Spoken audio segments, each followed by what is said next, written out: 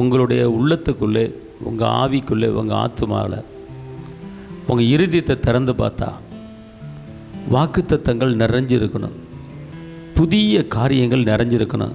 அதாவது நீங்கள் பார்க்காத, உங்கள் வீட்டில் இல்லாத அற்புதமான, அதிசயமான, உயர்வான, மேன்மையான காரியங்கள் மட்டும்தான் உங்கள் உள்ளத்தில் இருக்கணும். கடந்த ஆண்டு நடந்தது, பிறந்தப்ப நடந்தது, வந்தப்ப நடந்தது, எந்த ஒரு காரியத்தை உள்ளே நீங்கள் வச்சுக்கொள்ளக்கூடாது. அதுக்கு பேர் தான் பழைய மனிதனை கலைத்து போட்டு புதிய மனிதனை அணிந்து கொள்ளுங்கள் அப்படின்னு வேதம் சொல்லுகிறது. இப்போ நீங்கள் பழைய காரியத்தை நீங்கள் பேசும்போது நீங்கள் அழுக்கு எடுத்து மாட்டுறீங்கன்னு அர்த்தம். 4 வருஷத்துக்கு முன்னால் நடந்ததை நீங்கள் பேசும்போது பழைய அழுக்கு எடுத்து உங்கள் மேலே நீங்களே போட்டுக்கிறீங்க அர்த்தம். அப்போ புதுசு அதில் ஒட்டாது.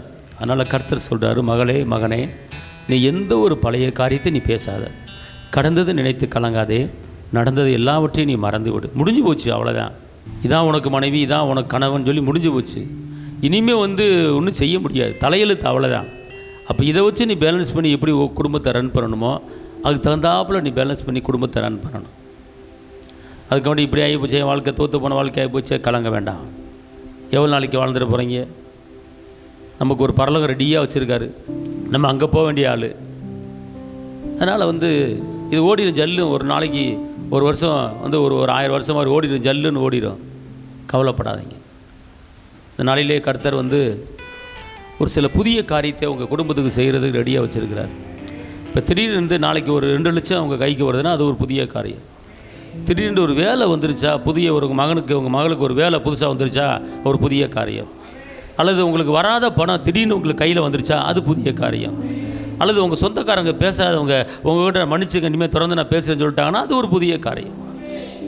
உன் மகன் மூலமாக, உன் மகள் மூலமாக உனக்கு ஒரு பேர் பெருமையாகுது, அது ஒரு புதிய காரியம். உன் கணவன் வாரம் 5000 கொடுத்து டக்குன்னு 10,000 கொடுத்தானா அது ஒரு புதிய காரியம். முடையும் கிடக்கிற ஆசீர்வாதம் வெளியரங்கமாக கையில் கிடைக்காது, அது ஒரு ஆசீர்வாதம், அது ஒரு புதிய காரியம். இப்படிப்பட்ட அநேக புதிய காரியங்களை செய்வதற்கு கர்த்தர் ரெடியாக இருக்கிறார். ஆனால் அவர் சொல்கிறாரு, நான் புதிய காரியத்தை செய்ய போகிறேன். ஆனால் என் பிள்ளைங்க என்ன செய்யுதுன்னா பழைய காரியத்தை நினைக்கிறாங்க, பழைய காரியத்தை பேசுகிறாங்க, பழைய காரியத்தை யோசிக்கிறாங்க. அதனால் நான் புதுசு செய்ய முடியல அப்படிங்கிறார். திட்டமாக, தீர்மானமாக, உறுதியாக, நிச்சயமாக ஆணி அடித்து சொல்லும்படியாக கர்த்தர் உங்களுக்கு சொல்லுகிற ஒரு காரியம். பழைய மனிதனை கலைத்து போட்டு புதிய மனிதனை தரித்துக்கொள்.